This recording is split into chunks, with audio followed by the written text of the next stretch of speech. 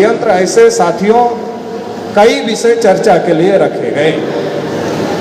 साथियों, आज की तारीख में अगर हम देश के हालात को देखें, देश की परिस्थितियों को देखें, तो देश की परिस्थितियों में हमें ये दिखाई देता है कि चाहे इस देश में शेड्यूल कास्ट के लोग हों, चाहे शेड्यूल ट्राइब के लोग हों, या अदर बैकवर्ड क्लास ओबीसी के लोग हों, या फिर अलग अलग प्रकार की जो माइनॉरिटी है, चाहे मुसलमान हैं, चाहे सिख हैं, चाहे ईसाई हैं, चाहे बौद्ध हैं, चाहे जैन हैं, उन सभी के ऊपर बड़े पैमाने पर इस देश में अन्याय हो रहा है और अत्याचार हो रहा है। आज जब हम देश में देखते हैं, हेलो, तो इस देश में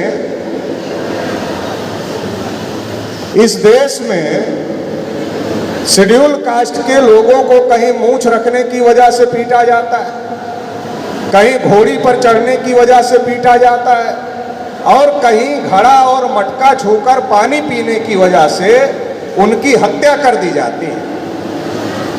शेड्यूल कास्ट, शेड्यूल ट्राइब के लोगों को उनके जल से, उनके जंगल से, उनके जमीन से वंचित करने के लिए और उनके जल, उनके जंगल और उनकी जमीन को पूंजीपतियों को कब्जा करवाने की साजिश इस देश में हो रही है और आदिवासियों के ऊपर बड़े पैमाने पर अन्याय और अत्याचार इस देश में हो रहा है। इस देश में जो ओबीसी है, पिछड़ा वर्ग है, आजादी के इतने दिनों के बाद भी आज तक इस देश में जानवरों की गिनती हुई, कुत्तों की भी गिनती हुई और हिजड़ों की भी गिनती हुई, मगर इस देश में जो पिछड़ा वर्ग है, जिसको ओबीसी कहा जाता है, उसकी गिनती तक आज तक नहीं हुई और पिछड़े वर्ग पर भी अन्याय और अत्याचार हो रहे हैं। और पूरे देश में भी और बंगाल में भी पिछड़े वर्ग को जो उनका हक मिलना चाहिए था, वो हक उनको नहीं दिया जा रहा है। इसी प्रकार से इस देश में मुसलमानों की बहुत बड़ी आबादी है। मुसलमानों को जगह जगह पर मॉब लिंचिंग का शिकार बनाया जा रहा है, उनके ऊपर बड़े पैमाने पर अन्याय अत्याचार हो रहे हैं। तो इस देश में संविधान लागू होने को 75 साल पूरे हो गए, आजादी मिलने को 75 साल से ज्यादा हो गए, और 75 साल से ज्यादा होने पर इस देश में आजादी का अमृत उत्सव मनाया गया और ये कहा गया कि आजादी मिलने को 75 साल पूरे हो गए हैं, तो इसलिए हम लोग आजादी का अमृत उत्सव मना रहे हैं। और उस अमृत उत्सव में किसको बुलाया गया? जो अमृत उत्सव मनाया गया आजादी का, उस अमृत उत्सव में कौन लोग गए? शेड्यूल कास्ट के लोग गए, शेड्यूल ट्राइब के लोग गए, ओबीसी के लोग गए, अलग अलग माइनॉरिटीज के लोग गए। तो हमने उन लोगों को पूछा, जो लोग गए उनको पूछा, कहाँ गए थे? बोला आजादी का जश्न सरकार मना रही है, आजादी का उत्सव सरकार मनवा रही है, तो उस आजादी के उत्सव में शामिल होने, शिरकत करने हम लोग गए थे।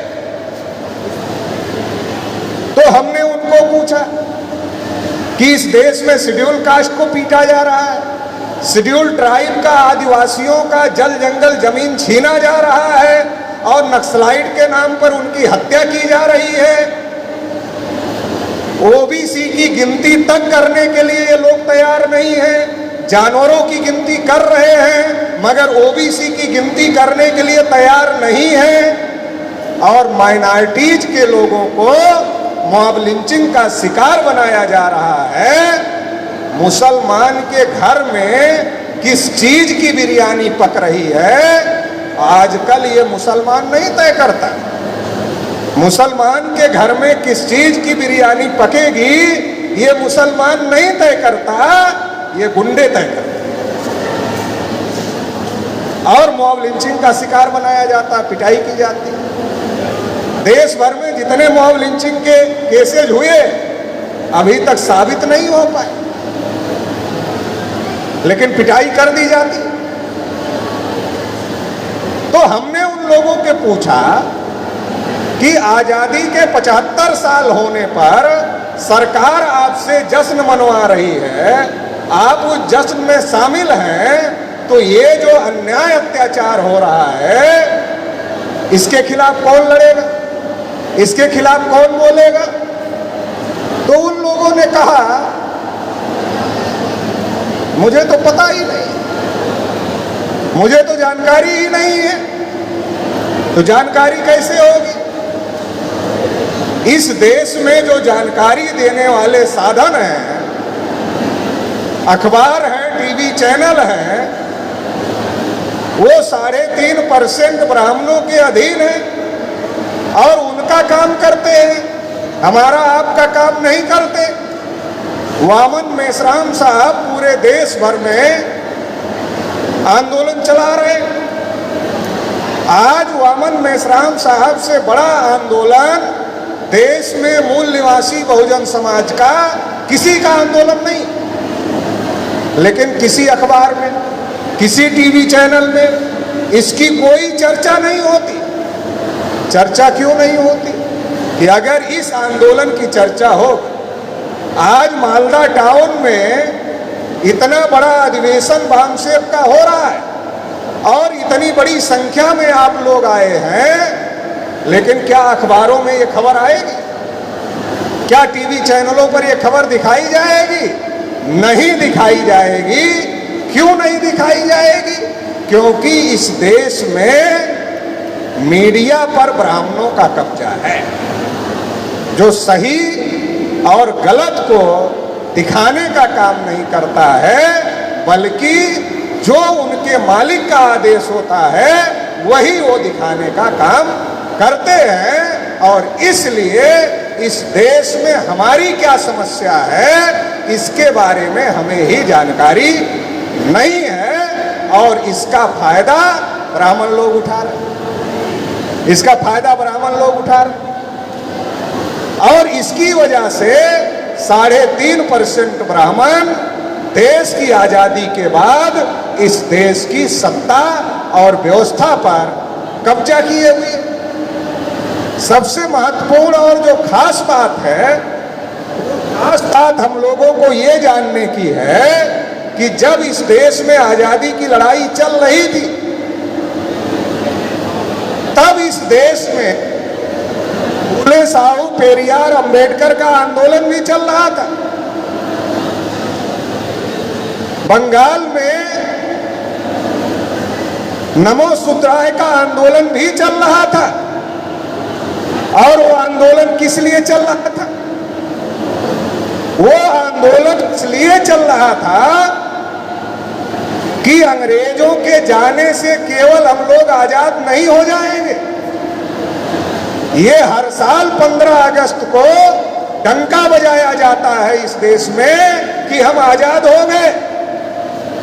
ये डंका हर साल 15 अगस्त को बजाया जाता है, लेकिन ज्योतिबा फूले क्या समझ रहे थे? छत्रपति साहू महाराज क्या समझ रहे थे? बाबा साहब अंबेडकर क्या समझ रहे थे?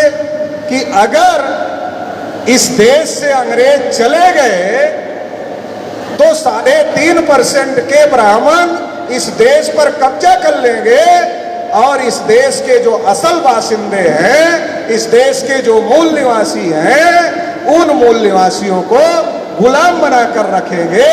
ये बात फूले साहू अंबेडकर समझ रहे और ब्राह्मण ये तैयारी कर रहे थे कि अंग्रेज के लिए तो सबका साथ लेना है, लेकिन जब अंग्रेज इस देश को छोड़कर जाए तो आजादी पर ब्राह्मणों का ही कब्जा करवाना है। ये बात ब्राह्मण भी समझ रहे।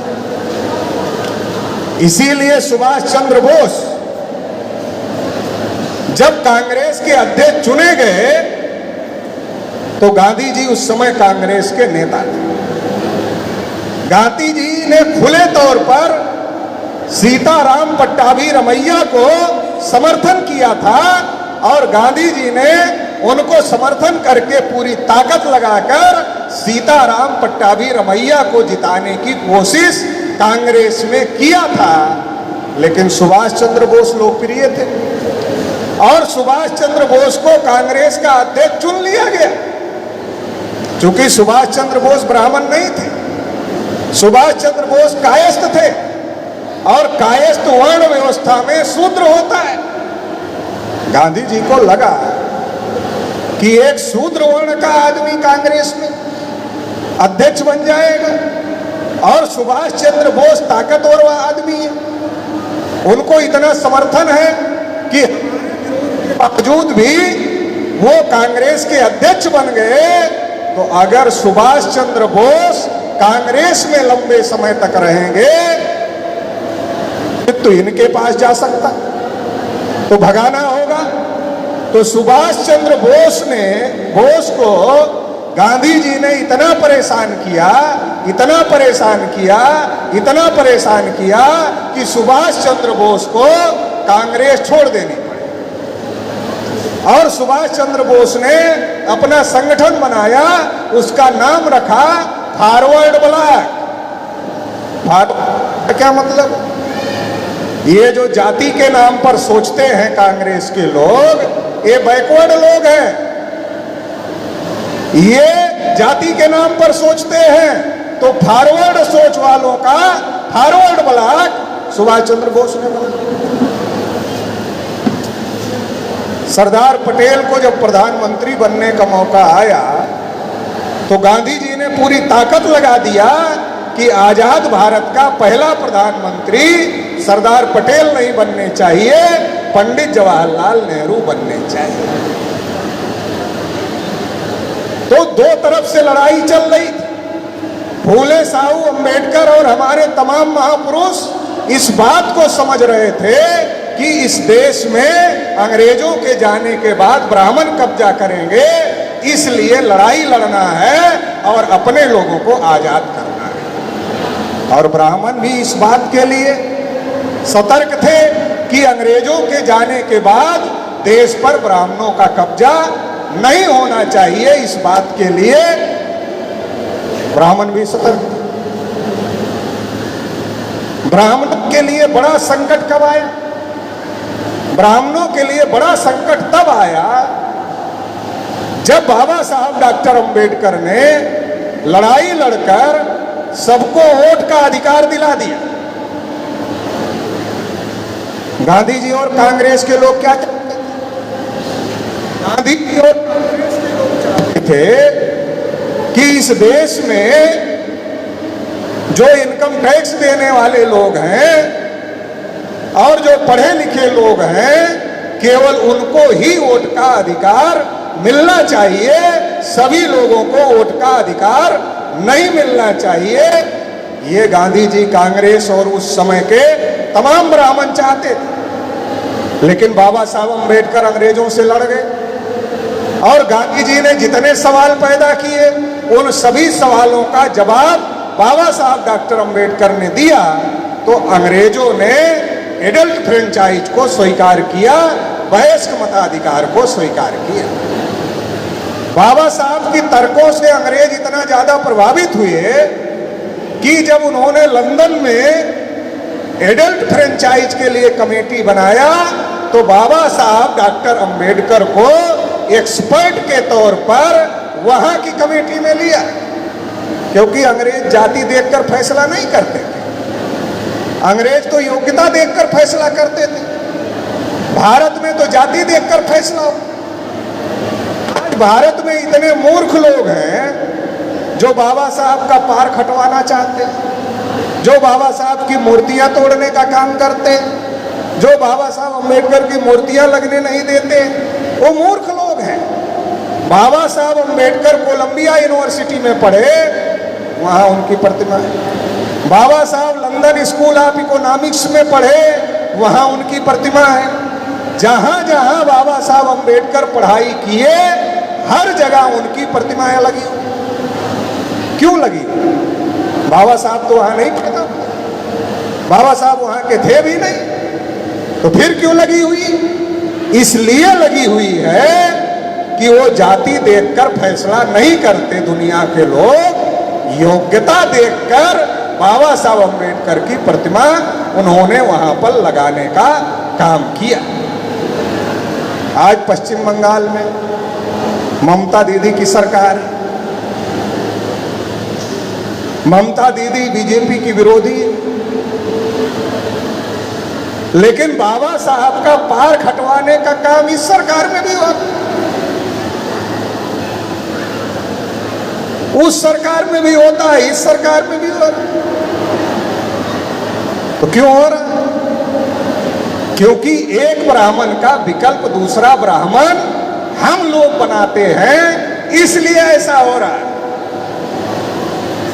एक ब्राह्मण का विकल्प दूसरा ब्राह्मण नहीं होता है, लेकिन इस देश में ब्राह्मणों ने ऐसी परिस्थितियां निर्माण किया कि एक ब्राह्मण का विकल्प दूसरा ब्राह्मण तैयार किया, और मूल निवासी लोग जिनकी संख्या 90% है वो ब्राह्मणों के झांसे में आ गए।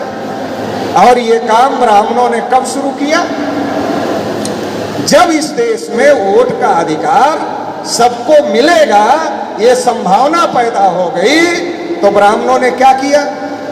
ब्राह्मणों ने सोचा बड़ा संकट पैदा हो जाएगा, आज ईवीएम क्यों यूज करना पड़ रहा? संकट है। कौन सा संकट है? वोट का अधिकार सबको मिल गया, यही संकट है।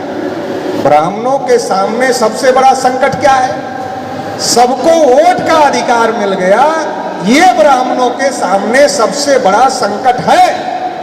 और ये संकट तब भी था, इसलिए वोट के अधिकार का विरोध ब्राह्मण कर रहे थे, और संकट आज भी है, इसलिए ईवीएम का प्रयोग कर रहे ब्राह्मण, अल्पसंख्य ब्राह्मण बहुसंख्य बनने के लिए कर रहे हैं। ये तब भी संकट था और ये आज भी संकट है। जब ये संकट आया कि अब सबको वोट का अधिकार मिल रहा है, तो इसका मुकाबला कैसे किया जाए? तो ब्राह्मणों ने कई काम किए। पहला काम ब्राह्मणों ने क्या किया? पहला काम ब्राह्मणों ने किया कि जो ब्राह्मण अपने को कहते थे कि हम हिंदू नहीं हैं, जब मुगलों ने जजिया कर लगाया तो ब्राह्मणों ने क्या कहा? और हम जजिया कर नहीं देंगे। मुगलों का महल ब्राह्मणों ने घेर लिया, जजिया कर नहीं देंगे। दयानंद सरस्वती ने लिखा कि ये जो हिंदू शब्द है ये मुगलों के द्वारा दी गई गाली है और इसे हम स्वीकार नहीं करते। जो ब्राह्मण ये कह रहे थे कि हिंदू शब्द गाली है, इसे हम स्वीकार नहीं करते, जो ब्राह्मण कह रहे थे कि हम हिंदू नहीं हैं, वही ब्राह्मण क्या कहने लगे? गर्व से कहो हम हिंदू। क्यों कहने लगे? उनको समझ में आया शेड्यूल कास्ट को वोट देने का अधिकार मिल जाएगा, शेड्यूल ट्राइब को वोट देने का अधिकार मिल जाएगा, ओबीसी को वोट देने का अधिकार मिल जाएगा, अल्पसंख्यकों को वोट देने का अधिकार मिल जाएगा। जब सभी को वोट देने का अधिकार मिल जाएगा, समाज में इनकी संख्या 90% है, ब्राह्मणों की संख्या 3.5% है, तो 3.5% ब्राह्मण 90% मूल निवासियों का वोट कैसे हासिल करेंगे? ये बड़ा संकट ब्राह्मणों के सामने खड़ा हो गया। और जब ये बड़ा संकट ब्राह्मणों के सामने खड़ा हो गया, तो ब्राह्मणों ने क्या किया? ब्राह्मणों ने अपने को 2 हिस्सों में विभाजित किया, एक सेकुलर ब्राह्मण और एक कम्युनल ब्राह्मण। 2 हिस्सों में ब्राह्मणों ने अपने को विभाजित किया। और जो ब्राह्मण ये कहते थे कि हम हिंदू नहीं हैं, उन ब्राह्मणों ने स्वीकार किया और ये कहना शुरू किया, प्रचार करना शुरू किया कि हम हिंदू हैं। क्यों प्रचार करना शुरू किया? क्योंकि ब्राह्मणों ने सोचा कि अब सबको वोट का अधिकार मिल गया है, तो हमें शेड्यूल कास्ट के घर वोट मांगने जाना होगा, शेड्यूल ट्राइब के घर वोट मांगने जाना होगा, ओबीसी के घर वोट मांगने जाना होगा। और जाएंगे तो क्या कहकर वोट मांगेंगे? ब्राह्मणों ने सोचा कि इनके घर में वोट मांगने के लिए जाना होगा, लेकिन वोट मांगने के लिए जाएंगे तो क्या बोलकर वोट मांग? सोचा कि अगर ये कहे कि हमने आपको अछूत बनाया, अनटचेबल बनाया, इसलिए आप हमें वोट दे दो, तो शेड्यूल कास्ट का आदमी वोट नहीं देगा। बोलेगा तुम लोगों ने हमें अछूत बनाया तो हम क्यों आपको वोट देंगे। अगर ब्राह्मण ओबीसी के यहां जाकर ये बोलेगा कि हमने आपको शूद्र बनाया इसलिए हमें वोट दे दो, ब्राह्मण को ओबीसी बोलेगा तुमने हमें शूद्र बनाया तो हम तुम्हें वोट क्यों दे दें। आदिवासी के यहां जाकर ये बोलेगा कि हमने तुम लोगों को जंगलों में रहने के लिए मजबूर किया इसलिए आप हमें वोट दे दो, तो आदिवासी बोलेगा तुम्हारी वजह से हम जंगलों में रह रहे हैं तो हम तुम्हें वोट क्यों दे दें। तो ब्राह्मणों ने सोचा ये तो खतरनाक है, अगर सही बात बताकर इनसे वोट मांगा जाएगा तो इनका वोट हमें मिलने वाला नहीं है, बल्कि पिटाई जरूर हो सकती है कि तुमने हमें अछूत बनाया, तुमने हमें शूद्र बनाया, तुमने हमें जंगलों में रहने के लिए मजबूर किया, तो वोट तो नहीं मिलेगा मगर पिटाई हो सकती है। ब्राह्मणों ने सोचा खतरनाक मामला है, इसके आधार पर सही बात बताकर वोट मांगना ज्यादा खतरनाक है। तो ब्राह्मणों ने कहा फिर क्या बताकर वोट मांगा जाए। तो ब्राह्मणों ने कहा आसान रास्ता है। आसान रास्ता क्या है? इनके गली मोहल्ले में जाओ, ओबीसी के गली मोहल्ले में जाओ, आदिवासी के गली मोहल्ले में जाओ, शेड्यूल कास्ट के गली मोहल्ले में जाओ और कहो तुम भी हिंदू हम भी, गर्व से कहो हम हिंदू। मतलब जो ब्राह्मण कहते थे हिंदू गाली है, उन्होंने रणनीति के तहत ये स्वीकार किया, गर्व से कहो हम हिंदू। फिर आगे क्या कहें? एक एक मुसलमान 14 बच्चे पैदा कर रहे हैं। पहले क्या कहेंगे? तुम भी हिंदू हम भी हिंदू, गर्व से कहो हम हिंदू। फिर आगे क्या कहेंगे? एक एक मुसलमान 14 बच्चे पैदा कर रहे। एक दिन ऐसा आएगा कि देश पर मुसलमानों का कब्जा हो जाएगा।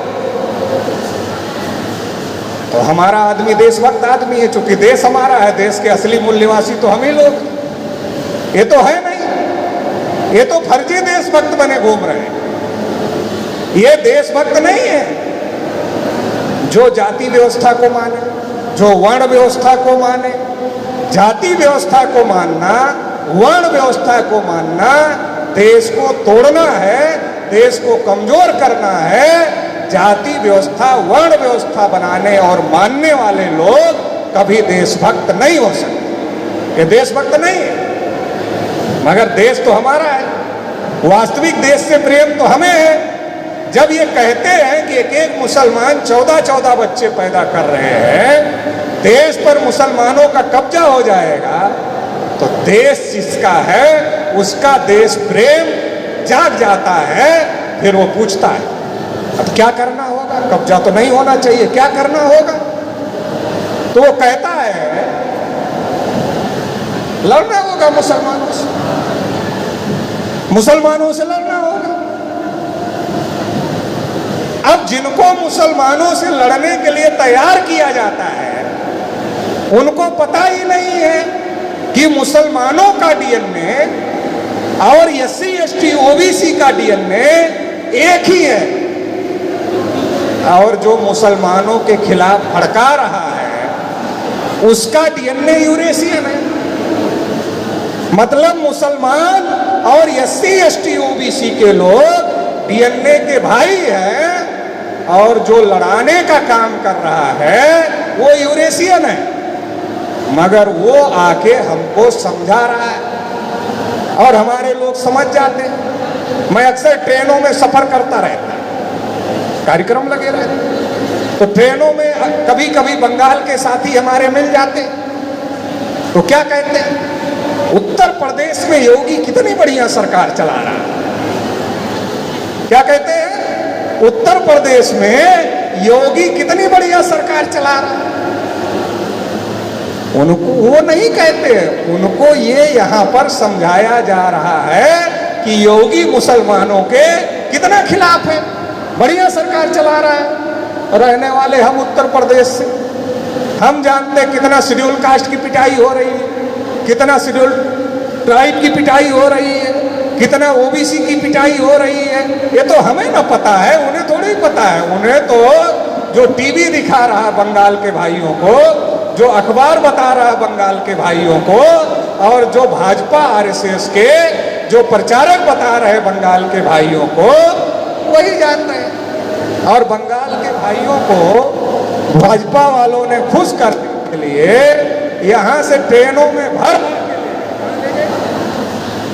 प्रयाग भी ले गए, फिर कहां ले गए, अयोध्या भी ले गए, फिर कहां ले गए, काशी भी ले गए, फिर कहां ले गए, मथुरा भी ले गए। आपका अधिकार आपको नहीं मिलेगा, आपको काशी मथुरा घुमाया जाएगा, अयोध्या घुमाया जाएगा, आपका अधिकार आपको नहीं दिया जाएगा।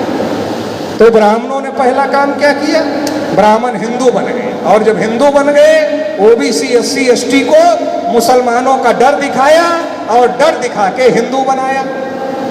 तो ब्राह्मण 3.5%, उनके साथ मुसलमान जुड़ गए, उनके साथ एससी जुड़ गया, एसटी जुड़ गया, ओबीसी जुड़ गया।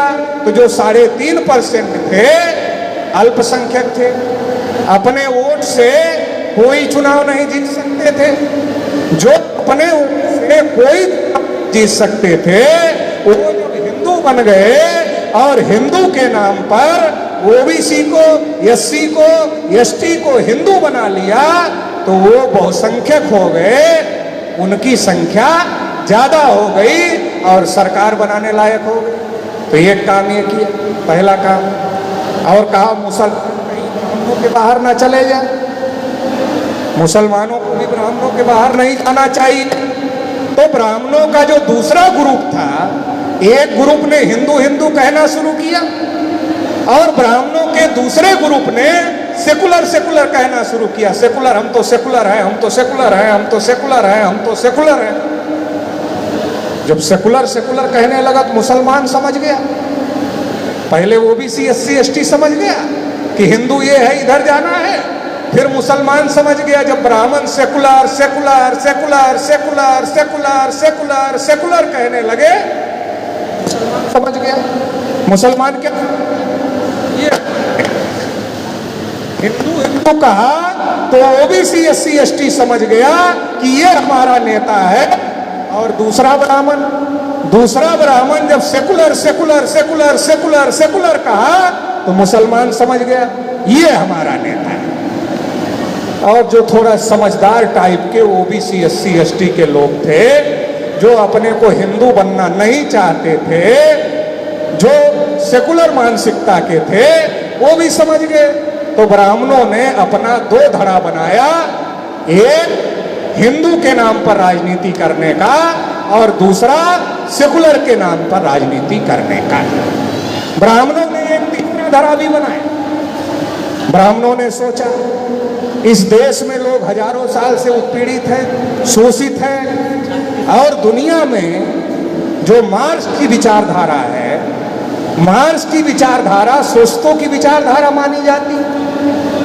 दुनिया में जो मार्क्स की विचारधारा है वो शोषितों की विचारधारा मानी जाती है। तो कहीं यहाँ के शोषित वर्ग के लोग मार्क्स की विचारधारा के आधार पर कोई दल ना बना ले, कोई पार्टी ना बना ले और उसमें इकट्ठे हो जाए तो भी खतरा पैदा हो जाएगा ब्राह्मणों के लिए। तो ब्राह्मणों ने एक तीसरा हिस्सा भी बनाया अपना, और तीसरा हिस्सा कम्युनिस्ट पार्टियां बनाया और उस पर भी ब्राह्मणों का कब्जा करवाया। तो ब्राह्मणों ने 3 धड़ों में अपने को विभाजित किया। पहला हिंदू के नाम पर कम्युनल ब्राह्मण, दूसरा सेकुलर के नाम पर सेकुलर ब्राह्मण, और तीसरा कम्युनिस्ट के नाम पर साम्यवादी, समाजवादी, मार्क्सवादी, लेनिनवादी, ऐसे तमाम वादी जो अपने को कहते हैं, ऐसे ब्राह्मण। तो 3 हिस्सों में ब्राह्मणों ने अपने को विभाजित किया। यहां ठीक नहीं लग रहा, हिंदू वाले ब्राह्मण के पास नहीं ठीक लग रहा, तो सेकुलर वाले ब्राह्मण के पास चले जाओ। सेकुलर वाला ब्राह्मण ठीक नहीं लग रहा, अच्छा कोई बात नहीं, तो फिर कम्युनिस्ट वाले ब्राह्मण के पास चले जाओ, मगर रहना है ब्राह्मणों के पास ही, इधर उधर मत जाओ। ये बड़ी साजिश जब सबको वोट का अधिकार मिला तो ब्राह्मणों ने किया। दूसरी साजिश ब्राह्मणों ने क्या की? ब्राह्मणों ने देखा कि मुसलमान जो हैं उनके धर्म में लिखा हुआ है, क्या उनके धर्म में लिखा हुआ है कि मजलूमों का साथ देना है, और इसलिए मुसलमानों ने बाबा साहब अंबेडकर का साथ दिया। और जोगेंद्र नाथ मंडल और मुसलमानों के सहयोग से बंगाल से बाबा साहब अंबेडकर संविधान सभा में गए। जब संविधान सभा में जाने की स्थिति बाबा साहब अंबेडकर की महाराष्ट्र से नहीं थी, तो बंगाल से बाबा साहब अंबेडकर को संविधान सभा में भेजा।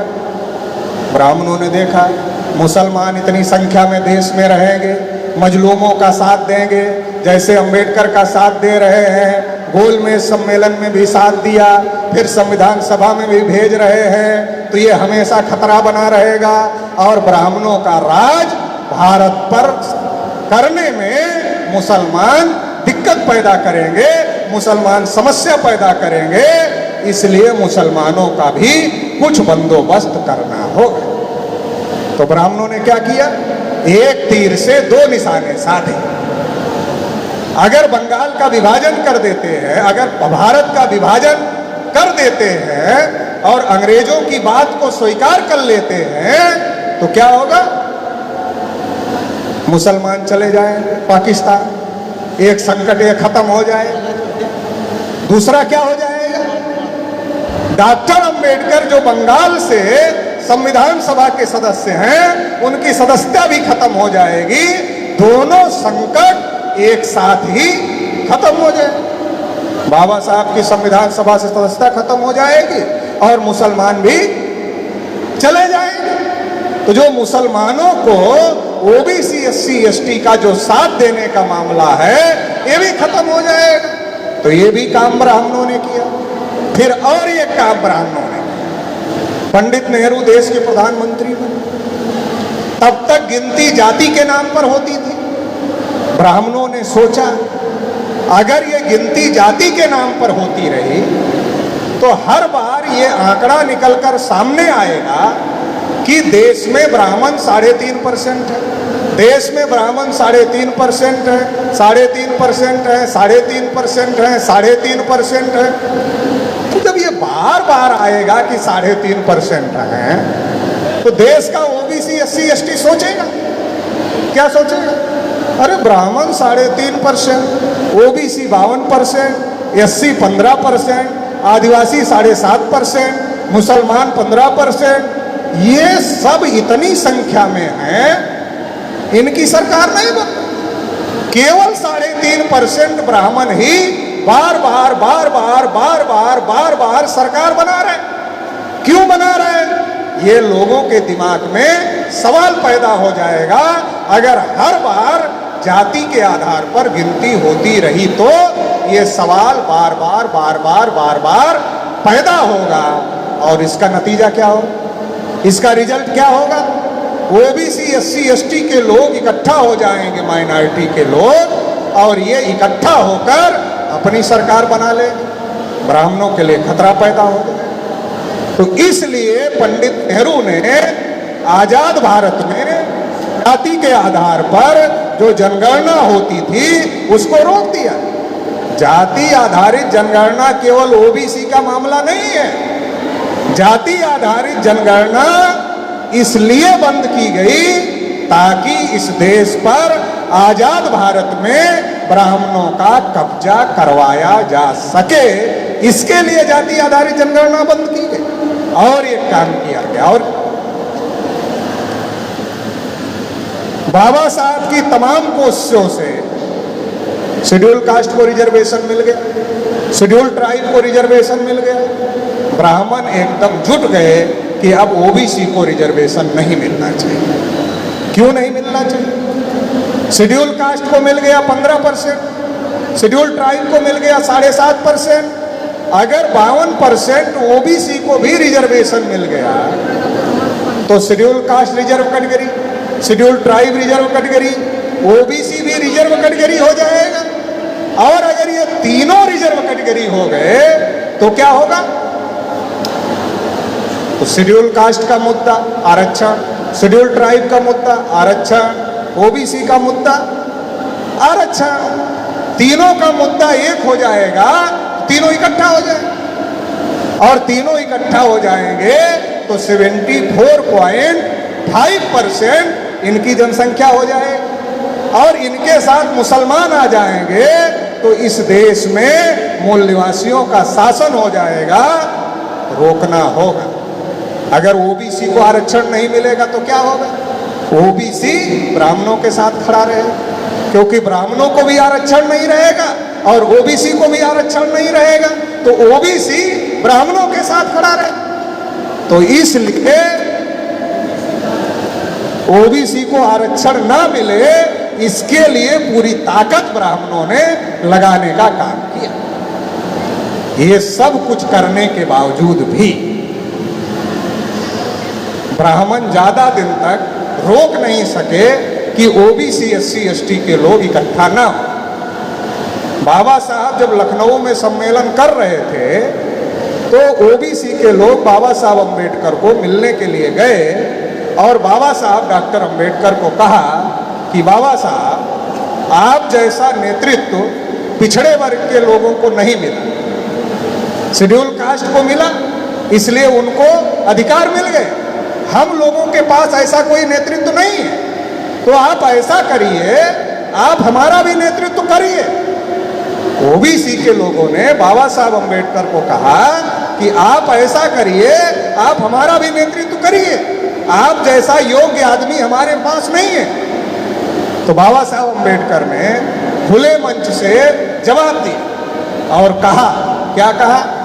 जिस दिन शेड्यूल कास्ट के लोग, पिछड़े वर्ग के लोग एक साथ आ गए, उस दिन क्या होगा? तो बाबा साहब अंबेडकर ने कहा, गोविंद वल्लभ पंत जैसे ब्राह्मण आपके जूते का फीता खोलने में गर्व महसूस करें। कैसे ब्राह्मण? गोविंद वल्लभ पंत जैसे। गोविंद वल्लभ पंत कौन थे? उत्तर प्रदेश के मुख्यमंत्री थे। बाबा साहब कह रहे थे, जिस दिन आप लोग इकट्ठा आ जाओगे, ये जूते का फीता खोलने में भी गर्व महसूस करें। बाबा साहब ने तो कहा था, लेकिन मान्यवर काशीराम साहब ने उत्तर प्रदेश में नारा लगाया। क्या नारा लगाया? और देश भर में नारा लगाया। क्या नारा लगाया? वोट हमारा, राज तुम्हारा, नहीं चलेगा, नहीं चलेगा। और ब्राह्मणों ने सोचा था कि ओबीसी की गिनती रोक देंगे, ओबीसी को आरक्षण नहीं देंगे तो ओबीसी ब्राह्मणों के साथ खड़ा रहेगा। लेकिन काशीराम साहब ने नारा लगाया, मंडल कमीशन लागू करो वरना कुर्सी खाली करो। तो ओबीसी के लोगों को समझ में आया, यार हमारा फायदा तो मंडल लागू करवाने में है। तो ओबीसी के लोग काशीराम जी के साथ चले गए, एससी एसटी के लोग काशीराम जी के साथ चले गए और मुलायम सिंह जी और काशीराम जी का गठबंधन हो गया। तो नारा लगा, मिले मुलायम काशीराम, और हवा में उड़ गए जय श्री राम। तो फिर क्या हुआ? सरकार बन गई। और विधानसभा में जब मारपीट हुई तो केसरीनाथ त्रिपाठी को स्ट्रेचर पर उठाकर विधानसभा से बाहर लाना पड़ा। इतनी बड़ी घटना हो गई। एससी एसटी ओबीसी और माइनॉरिटी के इकट्ठा होने से इतनी बड़ी घटना उत्तर प्रदेश में घटित हो गई।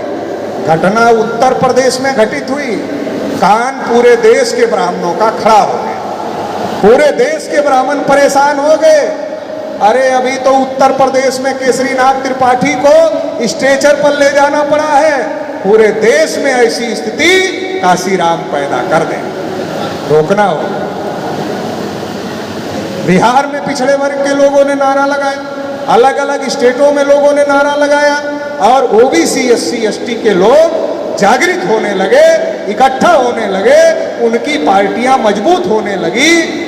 मामला यहां तक आ गया कि सेंटर में पिछड़े वर्ग और शेड्यूल कास्ट शेड्यूल ट्राइब की पार्टियों के समर्थन के बगैर सेंटर की कोई सरकार नहीं बनती थी, नहीं चलती थी। ब्राह्मणों ने सोचा ये तो बड़ा संकट हो गया, इतना दिन से जो रोक रहे थे उसको रोक नहीं पा रहे, वो हो ही रहा है। तो ब्राह्मणों ने क्या किया, बूथ कैप्चरिंग करना शुरू किया, पैसा चुनाव में खर्च करना शुरू किया, माफिया का उपयोग करना शुरू किया, गुंडों का उपयोग करना शुरू किया। इसलिए मान्यवर काशीराम साहब कहते थे, मनी, माफिया और मीडिया, ये तीन चीजों का उपयोग ब्राह्मण हमको रोकने के लिए कर रहे हैं, मनी, माफिया और मीडिया, लेकिन रोक नहीं पा रहे। ये सब करने के बाद भी रोक नहीं पा रहे थे, क्योंकि आपको याद होगा कि इंदिरा गांधी जी की सदस्यता किस बात के लिए गई थी, चुनाव में गड़बड़ी करके चुनाव जीता था, इसलिए इलाहाबाद हाई कोर्ट ने इंदिरा गांधी की संसद की सदस्यता को खारिज कर दिया था, समाप्त कर दिया था। ब्राह्मणों के सामने बड़ा संकट हो गया कि ओबीसी एससी एसटी के लोग इकट्ठा हो रहे, माइनॉरिटी के लोग इकट्ठा हो रहे, बड़ा संकट है, ये तो पूरे देश में कब्जा कर लेंगे, रोकना होगा। तो रोकने के लिए ईवीएम मशीन, भारत में ईवीएम को लाया गया। ईवीएम ब्राह्मणों को इस देश में सत्ता पर कब्जा करवाने के लिए लाया गया है। तमाम कोशिशों के बाद जब ओबीसी एससी एसटी नहीं रुका तो ब्राह्मणों की सत्ता पर कब्जा करवाने के लिए इलेक्ट्रॉनिक वोटिंग मशीन का उपयोग आज की तारीख में किया है। सुप्रीम कोर्ट कहता है केवल ईवीएम से फ्री फेयर ट्रांसपेरेंट चुनाव नहीं हो सकता। सुप्रीम कोर्ट इस बात को कह रहा है और इसलिए पेपर ट्रेल लगाने का आदेश दिया। वामन मेश्राम साहब ने सुप्रीम कोर्ट से लड़ाई जीतकर 100% ईवीएम को पेपर ट्रेल लगाया, लेकिन लगाने से क्या फायदा होगा जब उसकी गिनती ही नहीं की जाती। जब गिनती नहीं की जाती तो लगाने से क्या फायदा होगा। पेपर ट्रेल क्यों लगाया गया? पेपर ट्रेल इसलिए लगाया गया कि जो वोट हम डालते हैं वो वोट उसी को गया जिसको हम दे रहे हैं या दूसरे को गया, ये वोटर को पता चलना चाहिए। और अगर किसी को ईवीएम की गिनती पर विश्वास नहीं है तो पेपर ट्रेल में जो कागज की पर्ची निकली है उस पर्ची की गिनती करवा ले और दूध का दूध पानी का पानी हो जाएगा और पता चल जाएगा कि ये सही है या गलत है। तो ईवीएम को चेक करने के लिए पेपर ट्रेल लाया गया, पेपर ट्रेल लगा दिया गया, लेकिन गिनती नहीं हो रही है, इसलिए घोटाले हो रहे हैं। और आजकल जब बामसेफ पूरे देश में ईवीएम से वोट की चोरी हो रही है, ये स्थापित कर दिया, तो अब क्या हो रहा है? राहुल गांधी क्या बोल रहे हैं? वोट चोर गद्दी छोड़। राहुल गांधी क्या बोल रहे हैं? वोट चोर और गद्दी छोड़। अरे तो वोट चोर गद्दी कैसे छोड़ेगा? अरे चोरी तो ईवीएम में हो रही है। और राहुल गांधी कह रहे हैं वोटर लिस्ट में इतने वोटर फर्जी, कह रहे हैं वोटर लिस्ट में इतने वोटर फर्जी। वोटर लिस्ट पूरी तरीके से सही हो गई और ईवीएम में गड़बड़ी होती रही तो कैसे वोट चोर गद्दी छोड़ेगा? कैसे गद्दी छोड़ेगा बताओ भाई? अरे जब ईवीएम में चोरी होगी, वोटर लिस्ट पूरी ईमानदारी से बन जाए, लेकिन ईवीएम में गड़बड़ी होती रहेगी तो वोट चोर गद्दी कैसे छोड़ेगा? तो क्या राहुल गांधी को ये छोटी सी बात समझ में नहीं आ रही है? ये छोटी सी बात राहुल गांधी को समझ में नहीं आ रही है, ये आ रही है। राहुल गांधी को समझ में नहीं आ रही है ऐसा नहीं कहा जा सकता, ये बात समझ में आ रही है। लेकिन राहुल गांधी क्या सोच रहे हैं, अब की तो ईवीएम से हमारा नंबर है।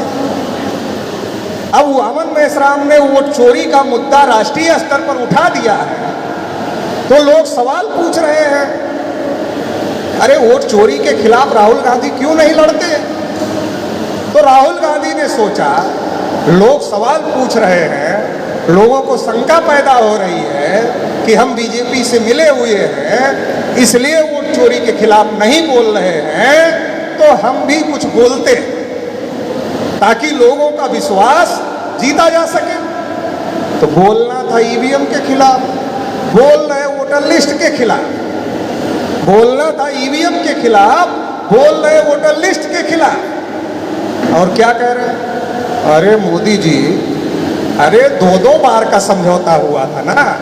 10 साल हम लोगों ने 2004-2009 में 2 बार हम लोगों ने चुनाव जीता था, और 10 साल के लिए 2014 और 2019 के लिए आपको दिया था। अब आप मान ही नहीं रहे हो, आप मान ही नहीं रहे हो। अब कि हमारा नंबर था और आप नंबर लगा नहीं रहे हो हमारा, अब हमसे बर्दाश्त नहीं हो रहा। राहुल गांधी से बर्दाश्त नहीं हो रहा, क्योंकि 2 बार उनका हो गया, 2 बार इनका हो गया। अब राहुल गांधी का नंबर था, लेकिन अब मोदी और अमित शाह जैसे लोग इतना आसानी से राहुल गांधी को देने वाले हैं, तो देने वाले नहीं है। तो तीसरी बार भी ले लिए, अब तीसरी बार ले लिए। अब समझौता आरएसएस से था, मोदी और अमित शाह से तो था नहीं। अब आरएसएस के लोग पूरी ताकत लगाए 2024 के चुनाव में कि राहुल को ले आया जाए किसी तरीके से। इसलिए उन्होंने अपने 2-3 नेताओं को कहा, संविधान खत्म कर देंगे, इसलिए 400 पार चाहिए, संविधान बदलना है इसलिए 400 पार सीटें चाहिए, ऐसा बोल दो। आरएसएस के 2-3 नेता बोल दिए, संविधान बदलना है इसलिए 400 पार सीट चाहिए। उसका नुकसान हो गया बीजेपी को, और बहुमत से पीछे चली गई बीजेपी। अब 2 की बैसाखी पर टिक गई, एक नीतीश कुमार की बैसाखी पर और दूसरी चंद्रबाबू नायडू की बैसाखी पर। 2 बैसाखी पर अब खड़ी हो। तो राहुल ये कह रहे हैं, भाई अगर आप नहीं मानोगे तो देखो, अभी हम वोट चोरी का थोड़ा धैर्य बनाए, अभी ईवीएम की बात नहीं कर रहे, लेकिन मरता क्या न करता, अगर नहीं मानोगे तो वो भी करना पड़ेगा। लेकिन ये दोनों के हित में नहीं है, क्योंकि हमने भी वोट चोरी करके बनाया था सरकार, आप भी वोट चोरी करके बना रहे हो सरकार। अगर हम मुद्दा उठाएंगे, तुम्हारे हित में भी नहीं है, हमारे हित में भी नहीं है, इसलिए ऐसा करो, मान जाओ, मान जाओ, अब हमारा नंबर है, हमें दे दो, मान जाओ। तो राहुल गांधी और बीजेपी जो है, बीजेपी और कांग्रेस, कांग्रेस और बीजेपी अलग अलग नहीं है, एक ही है, और दोनों मिलकर इस देश के लोकतंत्र पर कब्जा किए हुए हैं। और आपके बंगाल, एक कांग्रेस ब्राह्मणों की, एक बीजेपी ब्राह्मणों की, तीसरी कम्युनिस्ट पार्टियां, सीपीआई हो, सीपीएम हो, सीपीआईएमएल हो, सबके नेता कौन है? ब्राह्मण है। और चौथी टीएमसी जो है, टीएमसी का नेतृत्व कौन कर रहा है? ब्राह्मण कर रहे हैं। ये ब्राह्मण, कोई भी ब्राह्मण ईवीएम के खिलाफ नहीं, क्योंकि सारे ब्राह्मणों में म्यूचुअल अंडरस्टैंडिंग है कि ईवीएम हटेगा तो क्या होगा, ईवीएम हटेगा तो ब्राह्मणों की सत्ता चली जाएगी, क्योंकि देश में मूल निवासियों में वामन मेश्राम ने चेतना और जागृति इतने बड़े पैमाने पर पैदा कर दिया है कि बड़ा संकट खड़ा हो गया। इतनी बड़ी जागृति हो गई, मोहन भागवत डिस्टर्ब हो गए। कभी कहते आरक्षण, कहते थे आरक्षण नहीं होना चाहिए, आरएसएस के लोग विरोध करते थे, बाबा साहब के पुतले जलाते थे, आज बाबा साहब का गुणगान करते आरएसएस के लोग। आरक्षण 200 साल तक रहना चाहिए, मोहन भागवत को बोलना पड़ता। पहले कहते थे मुसलमान विदेशी हैं, अब क्या कह रहे हैं? मुसलमान, इस्लाम जब से आया है तब से है, आगे भी रहेगा। कश्मीर से कन्याकुमारी तक सबका डीएनए एक है। जब अपने डीएनए पर बात आ गई, पहले क्या कहते थे? मुसलमान विदेशी है। अब क्या कहते हैं? सबका डीएनए एक, क्योंकि लोगों को पता चल गया कि ब्राह्मण 3.5% है और इनका डीएनए विदेशी है। बैलेंस बिगाड़ दिया है वामन मेश्राम साहब।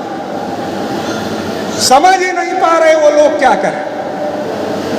जीवन भर कांग्रेस जाति जनगणना के विरोध में रही, बीजेपी विरोध में रही, आरएसएस विरोध में रही, और मेश्राम साहब ने जब जागृति अभियान पूरे देश भर में चलाया, भारत बंद किया, आंदोलन किया, हाँ बस खत्म, भारत बंद किया, आंदोलन किया, तो नतीजा क्या हुआ?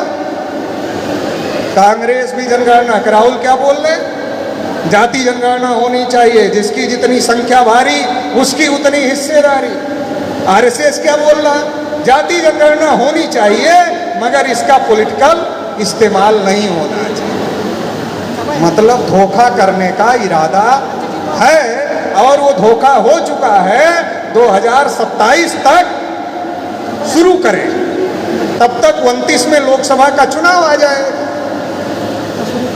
तो मामला रफा दफा हो जाएगा, करने की जरूरत नहीं पड़ेगी। वोट लेने के लिए शुरू कर देंगे, बाद में ठंडे बस्ते में जैसे कांग्रेस वालों ने डाला था वैसे डाल के। तो ये कांग्रेस बीजेपी, बीजेपी कांग्रेस की म्यूचुअल अंडरस्टैंडिंग है, मिली भगत है, और दोनों मिलकर, क्योंकि जाति जनगणना ब्राह्मणों की व्यवस्था के लिए जानलेवा है, इसलिए वो जाति जनगणना करने के लिए तैयार नहीं है। तो ये बात हम लोगों को समझने की जरूरत है, अपने समाज के लोगों को समझाने की जरूरत है। एक जालिम का विकल्प दूसरा जालिम नहीं हो सकता है।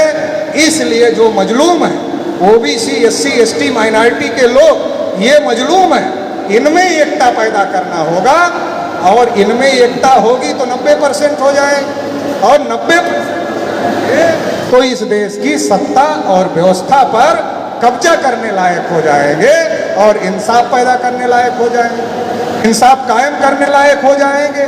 तो इसके लिए क्या करना होगा? इसके लिए चलो बूथ की ओर, चलो गांव की ओर अभियान चलाना होगा, और 6 लाख बूथों पर ठग का जाल फैलाना होगा, और 6 लाख बूथों से संगठन का जाल फैला करके अगर हम लोग जन आंदोलन की तैयारी करते हैं तो ईवीएम का बंदोबस्त किया जा सकता है। वामन मेश्राम साहब ने कहा है कि इस बार हम लोग ईवीएम को तोड़ेंगे। बहुत लोग कह रहे थे आपने कहा है तोड़ा नहीं, तो मेश्राम साहब ने कहा इस बार तोड़ेंगे, लेकिन कब तोड़ेंगे? जब बूथ लेवल तक संगठन हमारे कार्यकर्ता पहुंचाने का काम करेंगे, तब तोड़ेंगे। 2 करोड़ लोग मिलकर पूरे भारत में ईवीएम को तोड़ने का काम करेंगे, ऐसा मेश्राम साहब ने ऐलान किया है। तो बंगाल के लोग भी चाहते कि नहीं चाहते? बंगाल के लोग भी चाहते ईवीएम तोड़ी जानी चाहिए, चाहते हैं, सब लोग चाहते हैं। तो अगर चाहते हैं तो पहले क्या करना है? पहले बूथ लेवल का संगठन बनाना है। तो मेश्राम साहब को पूरे देश में 6 लाख बूथों की चिंता है, आपको 6 लाख बूथ की चिंता नहीं करना है। आपको बंगाल में जितने बूथ हैं वहां पर संगठन बनाना है, और जो अलग अलग जिले के लोग आए हैं उनको उनके जिले में जो बूथ है उसका संगठन बनाना है, और उसका संगठन बनाएंगे, हर स्टेट के लोग बनाएंगे, तो 1 साल में, ज्यादा से ज्यादा 2 साल में, और अगले लोकसभा चुनाव के पहले ये 6 लाख बूथों का संगठन बन जाएगा। और 6 लाख बूथों का संगठन बन जाएगा, 2 करोड़ लोग मिलकर ईवीएम को तोड़ेंगे, तो ये आंदोलन नहीं होगा, ये जन आंदोलन हो जाए। और जन आंदोलन हो जाएगा तो एफआईआर नहीं होगा। क्यों एफआईआर नहीं होगा? क्योंकि आप ही सरकार बना लोगे, आप जो चाहोगे वो करने लायक हो जाओगे, आप ही सरकार बना लोगे। जितना विषय लिखा गया है ये अन्याय हो रहा, ये अन्याय हो रहा, ये अन्याय हो रहा, इसको अगर समाप्त करना है तो राष्ट्रव्यापी जन आंदोलन तैयार करना है। राष्ट्रव्यापी जन आंदोलन से ईवीएम की विदाई करना होगा और उसके बाद